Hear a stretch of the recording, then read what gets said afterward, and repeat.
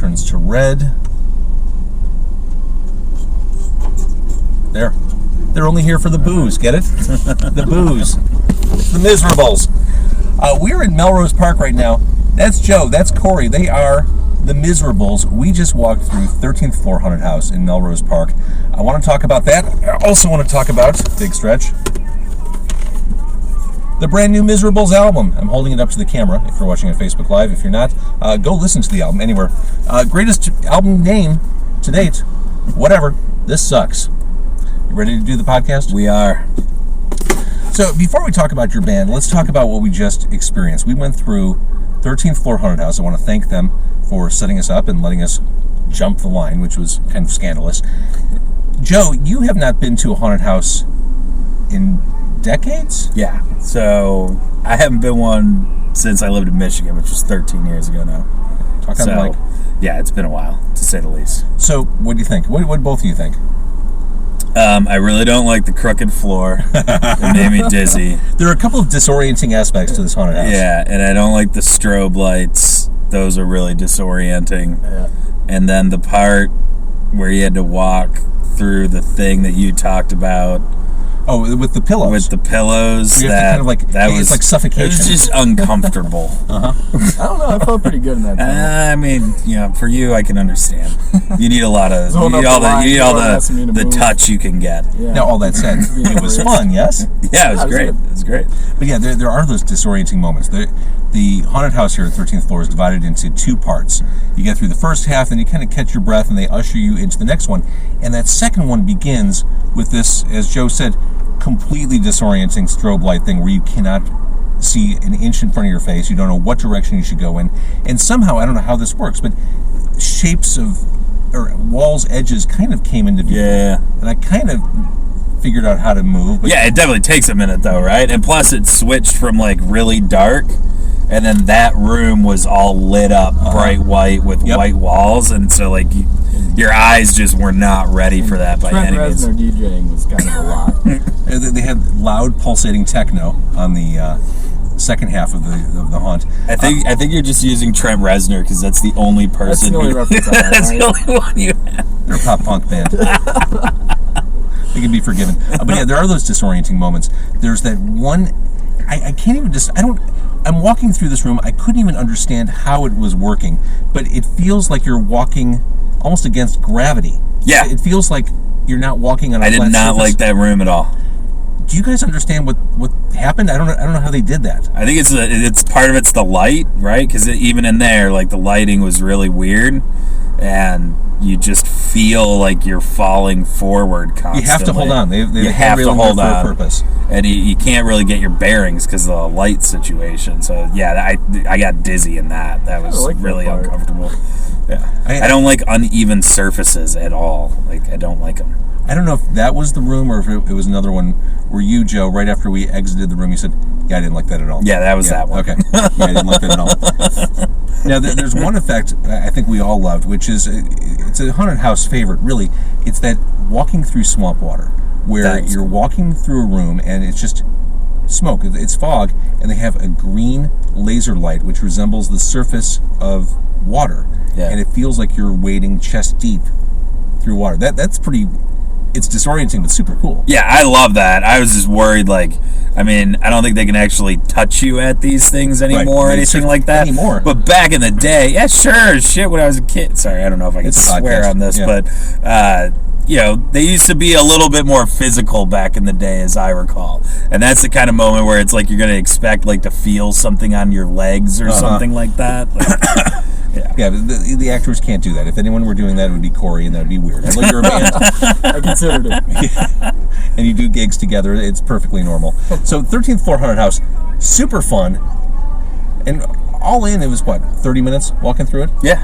It felt like we were there for a while. Well, one thing I told both of you, because I've done this before, I'm always impressed by the level of craftsmanship and thought that goes behind each room. There are all these different... almost like movie sets you walk through, like a study, a library, a horrible medical situation. Yeah, that one was weird too. I was thinking the same one. Yeah. That was really unsettling. Yeah. And then there's this viral apocalyptic thing going on in one section. But the level of commitment to just building this stuff out. And there was like a Vegas casino that had been overrun by some horrible vampires apocalyptic, yes. Yeah. And like there were slot machines and a hollowed out car. Like it's like walking through a bunch of mini horror movie sets. Yeah. And one of the reasons why I invited you, I didn't realize you hadn't been to a haunted house forever, but I got a sense, Joe, that there's a nerdy aspect to you. And I say that only because I ran into you at a comic book convention a couple years ago. There you go. Is that fair to say? Yes. Yeah. We can talk about that all you want. Yeah. Nerd culture? Yes. So do you collect comics? I have Star Trek tattoos. Wait, hold it up to the camera. Yeah, that's my Klingon, and that's the Federation, or I should say Starfleet, and then, I have all kinds of nerdy stuff. Was that a heavy sigh, or was that an eye roll? That was Corey sighing. I'm a huge nerd, too. Yeah. Are you? Yeah. So, total Star Trek nerd. Yes. How are you feeling about the Picard show? I'm really looking forward to that one. It looks awesome. It looks awesome. And, I mean, anything Patrick Stewart does, I'm going to watch. Agreed. Although it's so hard for me to even consider pulling the trigger on the CBS All Access. So I just pay for it while the show's on, and then I cancel it. Oh, that's my DC Universe strategy. Yeah, so I've done it for Discovery the last 2 seasons. Was that any good? It's okay. It's not my favorite Star Trek show. And that would be... Not my least favorite. Next Generation? Oh, man, that's tough. Whole series, Next Generation. Close second being DS9. Which started weak and ended strong. Yeah, after the first season of DS9, it's hands down one of the best of all of them. Absolutely. It's consistently good episodes, whereas like Star Trek The Next Generation still suffered a lot of very bad episodes in every season. There's some classic ones, of course. Well, I think we can agree. And all that kind of stuff. I think we can agree, Joe. Maybe. Star Trek The Next Generation really fell off the second Worf's kid jumped on the ship. Once Alexander, a lot of kids showed up. Yeah. Mm-hmm. Yeah. Once you get the kid Klingon, it's all over. They basically replaced Wesley with other kids. Mm-hmm. So, what are you gonna do? It's a TV show. So the Miserables, this brand new, this handsomely crafted album. I'm gonna take the vinyl out because it's just so awesome. Whatever. This sucks. And can we appreciate the cover art? This is a bold and courageous band that would dress in sweater vests and nothing else, nothing underneath. And this is a woman's sweater, isn't it? I don't know. It looks... Dave showed up to that when he just had a bag from the secondhand store, so he did real good. Look at this. That just says "Play Me," doesn't it? Yeah, I love that color. Came out really good. So, before we talk about the album, weren't you at one point considering changing the name of the band? Oh, God. Yeah, that was a while ago. Yeah. I mean, in between this album and the last album, you were thinking about it. Yeah. You didn't like having the Mizzy on there? It wasn't just that. It was also like, I think anybody that listens to this record is going to potentially hear something a little different than the last two. Mm-hmm. And we're a 3-piece now. And so we don't have a fourth member. And at that time, I was just... I was going through some personal shit, too. So it was just like a weird time. And I thought maybe I wanted to scrap it. But then everybody told me I was really stupid. And I listened to them. Because you're building a brand. You built a brand here. Yeah. The Miserables is your band. It is, yeah. So how long in the making was this album? It seems like forever. Like you've been sitting on these songs for a while, haven't you? So the album itself came together very quickly. We wrote all these songs in a very short period of time. I tend to write in like really fast spurts. I don't like write all the time, but I'll like sit down for a month or two and then just write a whole bunch of stuff. That's kind of what happened here. Then we went and recorded with Dan shortly after that. Dan, how do you say Dan's last name? I don't even want to try that. See, because I'm going to get it wrong, and then I'm going to hear about it, and I don't need those messages from those guys. See, okay, here's the thing. I've never said his last name. Dan is in 88 Fingers Louie. He was a recent guest on Cara Con Carne. He produced the Miserables album. He's also known as Mr. Precision, which is what I refer to him as because it's just easier than trying to pronounce his surname. I heard Dennis Buckley of 88 Fingers Louie refer to him by his last name at one point. I'm like, who's that? It's Dan from the band. Oh. So, Dan produced the album. So after the album was done, we had originally intended to work with a record label. That whole thing just kept getting pushed back and pushed back and pushed back to the point where we finally bailed. We decided to do it on our own. So, at the end of the day, are you happy doing that, being completely indie? Yeah, I mean, again, outcomes. like, we don't have any hard feelings about the situation, but our kind of assessment was like we seemed to care more than they did. Sure. So at that point, you know. I mean, how many times have we heard that story? Yeah. Really? Yeah. So other than spending the cash yourself, it is pretty liberating just kind of... Yeah, which that took a while too, right? Yeah, for sure. We had to have some money on hand to actually put it out, so... did you get this press locally, or you... No, we did it with Pirate Press, so that's who the other record label was going to go with. And they had all the stuff already, so I just called and I'm like, can we just, like, finish it? So, yeah, that's how that worked out. The album ends with a couple of songs, 45 and Thoughts and Prayers. It seems... Punk rock to me is all about giving the finger to the man. Rock and roll in general is about giving the finger to the man. It's about saying what you have to say, not giving a shit about who, disagrees. But man, it's such a weird time now to write a song about Trump, to write a song like Thoughts and Prayers. Have you felt any pushback or reaction to being political? I mean, I think I'm political enough that it's sometimes annoying, but like those two songs are about two very specific things. I wrote 45 about the day that Trump got elected, and me and Dave, I don't remember if you were there or not that night, we were at Cobra Lounge watching the election results come in. And that whole night was surreal. Because like everybody was sitting down and it felt kind of weird when everybody was sitting at the bar, and like a lot of people were there, you know, which is a weird thing. And then, the results started coming in, and as the results started coming in, the amount of free booze that was being handed out went up very quickly. And like by the end of the night, that was not a happy place to be. And it was just this chaotic moment of like, especially, as I felt like for my generation, it felt like a massive just, I don't know what to call it, like failure or what the fuck moment or whatever, but it was like, it's just not something you ever expected to happen in my lifetime. That kind of like, I don't even know what to call it, right? Because it's like its own brand of politics that's happening right now that you just never thought would surface.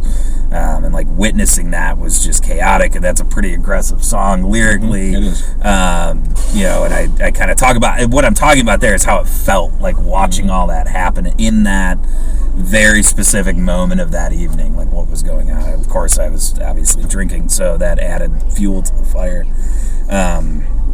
The other song, Thoughts and Prayers, is about another thing, and I talked about this recently, but Anna and I got married in Vegas. And the day after we got married is when the Vegas shooting happened. Wow. And so we were actually on a plane home when it happened. My parents were still in Vegas. My parents happen to be country music fans. They were actually thinking about going to the thing that it happened at and all kinds of stuff. And me and Anna got back to Chicago. Our phones were dead by the time we got back. Sure. We were just playing on them on the plane, and there was no news on the plane of it happening. And then, we landed, our phones were dead, we went home, we were dead tired for obvious reasons. It was a big weekend for us. Woke up in the morning when our phones were finally charged up, and at like 4:30, 5 o'clock in the morning, Anna starts getting messages on her phone, and she's like, dude, there's a shooting in Vegas. Like, what? And then, there's the momentary freak out of like, I have people that are still there. So then we got to try and get a hold of my parents. We finally get a hold of my parents. Thankfully, it wasn't that long. It was maybe like half an hour or something. They were on the Strip. The Strip was shut down, basically. They were, they told them basically stay in their rooms at their hotel. So it was pretty weird to be that closely attached to that thing. Sure. Obviously, I wasn't actually there, so I'm not as close to it as obviously a lot of people that were more affected. Something that horrible happened within close proximity to where you were. It's a sobering thought. Absolutely. I mean, I can't explain how that felt, and that's kind of what that song was about. Is that my political beliefs are varied on the spectrum in many different ways. I don't know how to tell people that they can't have a gun, and I'm not the guy that necessarily thinks I should be telling people that they can't do things, because in other parts of my life, I'm very anti any kind of prohibition, right? Mm-hmm. But this thing just doesn't make sense, like, and that's kind of what that song is about, just trying to make sense of, like, you know, our era, I think, is becoming defined by these things in the States. Like, how often does this happen, right? And we're kind of, my generation specifically, being, you know, a Gen Xer, borderline millennial, is becoming defined by this. Like, ever since Columbine, part of my life has been defined by every year, every couple of months now, there's some kind of wicked, just violent event that occurs. And as an artist, you have no choice. You've got to spill that out, those thoughts and emotions into songwriting. I kind of said how I felt about it, and I, you know, the song is kind of about, you know, at that moment in time, and I think I was like this a lot before that one happened, was these things would happen and it would follow the news cycle, right? Mm-hmm. So the news cycle comes out, you got a couple days where everybody's losing it over it, and then the next thing you know, we're on to the next story, moving on, next thing. And that's kind of what those lyrics are about, that it just felt forever that's what we were constantly doing. And then, you know, you have this attachment to one of them, and now it never goes away. Mm-hmm. Like, you know, it's just like that's always there. You know, even when we were in, you know, Vegas for punk rock bowling and stuff like that, and whatever, Fat Mike said some stuff, and it was like, you know, this whole thing happened about talking about the shooting and all this, and a bunch of people are yapping about it and all this. I'm like, that had a lot more effect on me, like just discomforting effect. It wasn't like, I mean, people can talk how they want about it, but really the whole thing was just more uncomfortable than any of the other ones, because I had this attachment to it that just made me feel differently about it than anything else had before that. So let's jump around a little bit. Suburbia, the traditional cradle of punk rock, Suburbia. Yes. Not a fan of the Suburbs? So I have, so that song, oh man, how excellent. So that's just grass is always greener. Flip side. Yeah, so yeah, I grew up in the suburbs of Detroit. I moved to Chicago because I wanted to live in a big city. I liked cities at that point in my life better than I liked the suburbs. But, you know, as you live in the city longer, right, you can get tired of the city too, because it has its own politics and it has its own like stuff that you don't like about it, right? That we, you know, that you just have to kind of deal with every day. And so that song was a little bit tongue in cheek. I did it with my buddy from Detroit, Kevin from PT's Revenge, and he was in Teen Idols and some other stuff. And you know, he still lives in the suburbs, so it's kind of like tongue-in-cheek back and forth of, like Corey said, kind of grass is always greener, right?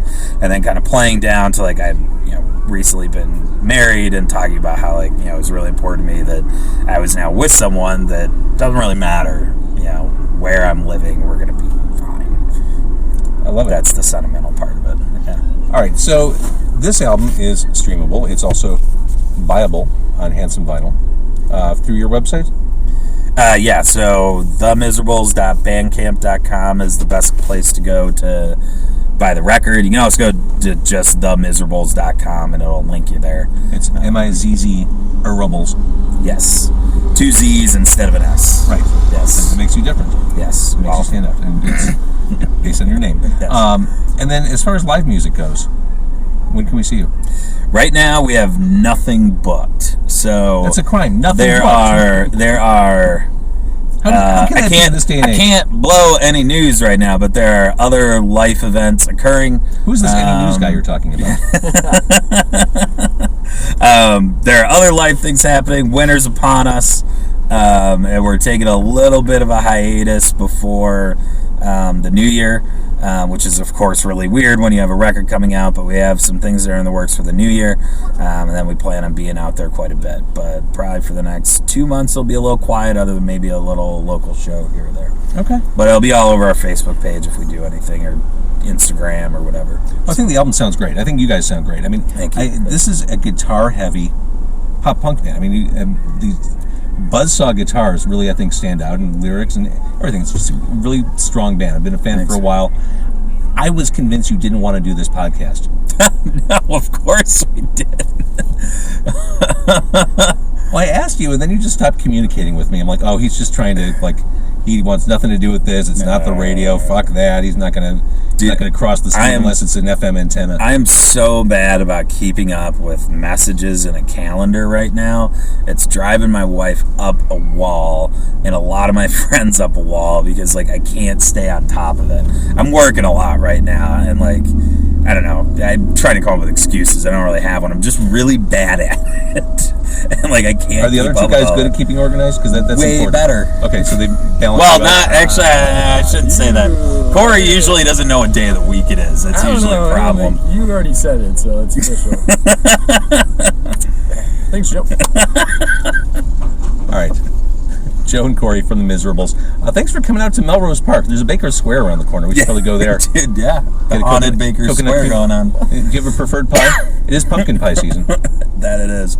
I always want to think lemon meringue pie is my choice, but the meringue's always too much. See, I'm not a pie guy, except for pecan pie. Pecan pie is my go-to if I have to do a pie. I'm more of a pumpkin pie guy. I do like a key lime pie. Yeah. Made with real key limes, of course. Coconut, not really a chocolate guy. Corey? Where do you stand on pies? I like pumpkin pie. I think it's good. I don't know. I'm not huge on sweets, but I do like chocolate. I don't even know what you eat exactly. Food. How do you survive? How do you live? Right. We wonder this regularly. Regularly. I want to thank my friend Julia for helping set this up. I want to thank 13th Floor Haunted House. What a great time this was. What a great... I should start every podcast just getting the shit scared out of me. It really kind of gives me, like, adrenaline, and I'm ready to talk. I mean, it's a good way to kick things off. Yeah. The Miserables, thank you. And if you're watching on Facebook Live or the YouTube, thank you for doing that. Support them. Thank you for watching. Oh, hey, one more thing. If you are watching and it's Sunday night, or if you're watching anytime before Monday morning, this podcast, Car Con Carne, is up for Best Music Podcast in the Reader's Best of 2019. You have to wade through like 15 pages of things to vote on, 15 pages of categories. Car Con Carne's there. If you find it in your heart, you've got 30 minutes to kill. Go online, please vote for Car Con Carne. Thank you. Definitely do that. Thank you. All right, I'm going to stop.